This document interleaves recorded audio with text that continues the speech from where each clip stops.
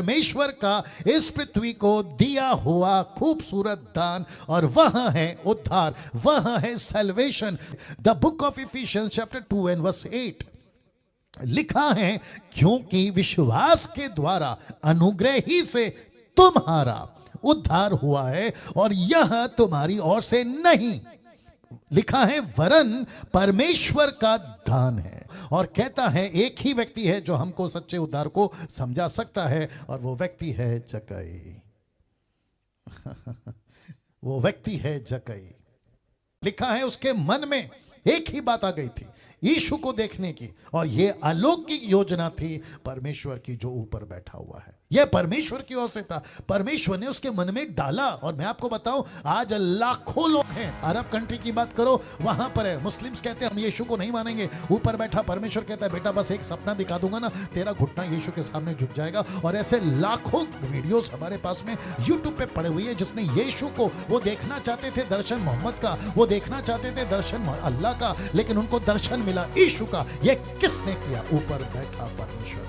लिखा है लूका 19 वचन 8 देखिए, जक्कई ने खड़े होकर प्रभु से कहा, हे प्रभु देख, मैं अपनी आधी संपत्ति कंगालों को दे देता हूं, और बची हुई संपत्ति यदि किसी का कुछ भी अन्याय करके ले लिया है तो उसे 4 गुना फेरा देता हूं। मैं आपसे एक प्रश्न पूछता हूं, अगर आधी प्रॉपर्टी गरीबों को बांटेगा, आधी बची प्रॉपर्टी जिसका एक लिया उसको 4 देगा, तो इसके खुद के पास में बचा क्या? 0।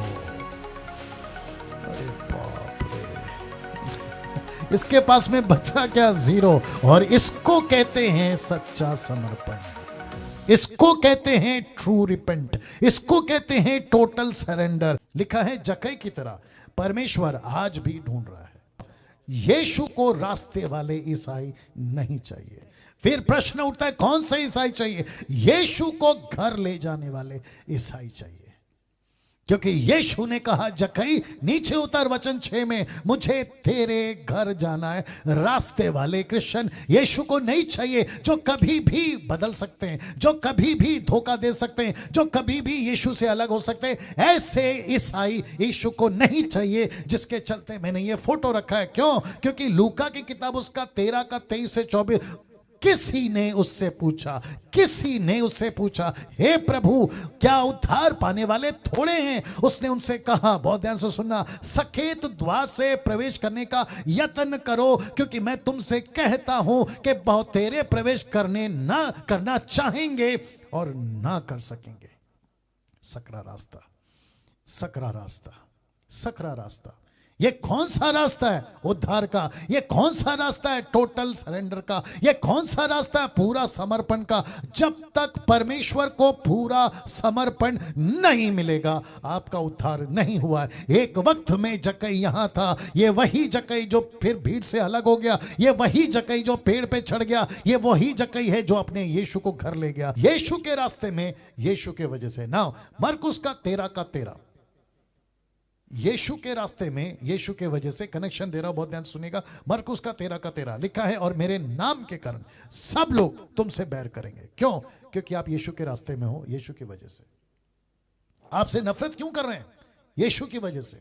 सब लोग तुमसे बैर कर रहे हैं, यीशु की वजह से। पर जो अंत तक धीरज धरे रहेगा, उसी का उद्धार होगा। स्वर्ग में उद्धार को लेकर 2 बातें ही होती हैं, एक है आनंद और दूसरा है गुस्सा। गुस्सा क्यों मैं रख रहा हूं? क्योंकि लूका के 15 का 10 कहता है, एक पापी मन फिराता है तो स्वर्ग पे आनंद होता है। देख लीजिए, लेकिन गुस्सा क्यों अभी रख रहा हूं? इफिसियुस का 10 का 29 कहता है, 10:29 कहता है, तो सोच लो वह कितने और भी भारी दंड के योग्य ठहरेगा, जिसका अभी अभी उद्धार हुआ है लेकिन पूरा समर्पण नहीं दिया। लिखा है, जिसने परमेश्वर के पुत्र को पांव से रौंदा, वाचा के लहू को जिससे के द्वारा वह पवित्र ठहराया गया था, अपवित्र जाना, अनुग्रह की आत्मा का अपमान किया।